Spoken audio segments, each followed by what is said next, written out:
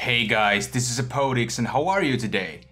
Since now that Hammond or the Wrecking Ball got recently out on the PTR, I wanted to have a closer look to this cute and innocent looking hamster and see how he fits with the rest of the roster. I am also curious to know whether he's going to change the whole metagame or is he going to be just an addition to the tank's lineup. So without further ado, let's get started. So let's first take a look at the abilities. Hammond has two stances, Cannon Stance and Ball Stance, which will both adapt on different situations to come. They might have some fancier names, but for the sake of clarity I just use Cannon and Ball Stance. In Cannon Stance, Hammond can use quad cannons that do quite decent damage.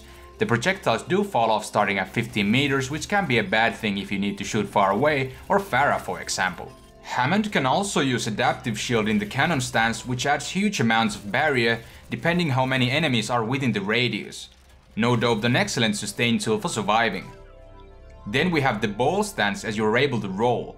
This is a huge mobility tool and lets you do other cool stuff such as the Grappling Claw, which you can attach to walls or ceiling, and Hammond starts to swing like crazy. It lets you accelerate speed and therefore knock back enemies for some crowd control and damage. Hammond also has Pile Driver that he can use mid-air. It's also a nice damage output as well as crowd control and kind of reminds me of mini version of Doomfist's Meteor Strike. Then last but not least, the Wrecking Ball's ultimate is Minefield that deploys 15 mines to the ground that each does 130 damage. This is really nasty in terms of damage and can work out excellent as a zoning tool as well. So Hammond definitely has an interesting kit to work on and is quite unique compared to the other heroes, which is good. Next we take a look at the pros and cons.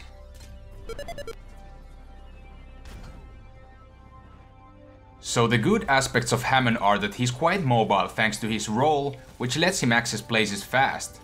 Adaptive Shield makes Hammond also quite durable, especially in big teamfights, and his base health plus armor pool is also quite nice, adding up to 600 in total. Hammond can also crowd control enemies with Grappling Claw for knockback, and Pile Driver sends enemies 10 meters into the air, which is a nice amount of CC for just one hero. And also Wrecking Ball can be flexible thanks to his kit. He can either roll aggressively in or try to cover projectiles or flanks from behind, which is a good thing. So the bad aspects of Hammond are that his damage is situational, meaning that it's sometimes difficult to inflict damage with the roll speed or to execute Pile Driver due to its small delay and the fact that you need to be in the air. However, the quad cannons offer some stable damage which does compensate this issue, and tanks are not meant to dish tons of damage, so it's understandable. While Hammond does most of his stuff from close range, he can be very vulnerable against certain heroes such as Reaper or Bastion, as they deal a lot of damage from close range, and even Sombra, who could hack and deny you completely. I also think that it needs some time to master the Grappling Claw usage because it's easy to get stuck with it and honestly determines between a good or great Hammond player, how they will adapt to different situations and when is it really necessary to swing across the board. So those are my good and bad points to Hammond, so how does he fit into the meta? I think Hammond stands somewhere between dive and standard comps, as you would think he's a dive tank because of the mobility, but I think he can fit both situations just well. All in all, his whole kit seems very viable and interesting, so he has a lot of new options to bring to the table. If that is true, it will open doors to the dive compositions again, as the standard Ryan, Zarya, Bridget and Hanzo seems to be the hot stuff now, and a lot of people dislike the fact that dive is not truly viable at the moment. It's also up to the pros how they adapt Hammond to the new strategies, and now that Symmetra got changed into this more active DPS with the active teleport system, things can get really outdone this time, but personally I hope both dive and standard comps will be equally viable, although it's tough to balance these things properly. So the time will tell. Hammond could change the whole metagame, and I personally think these changes gonna adjust the direction of Overwatch.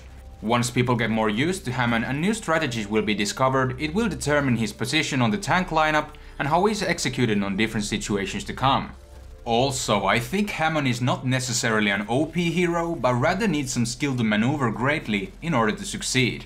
That's it for this time, thanks for watching. Let me know in the comments how you think Hammond will or could change the metagame.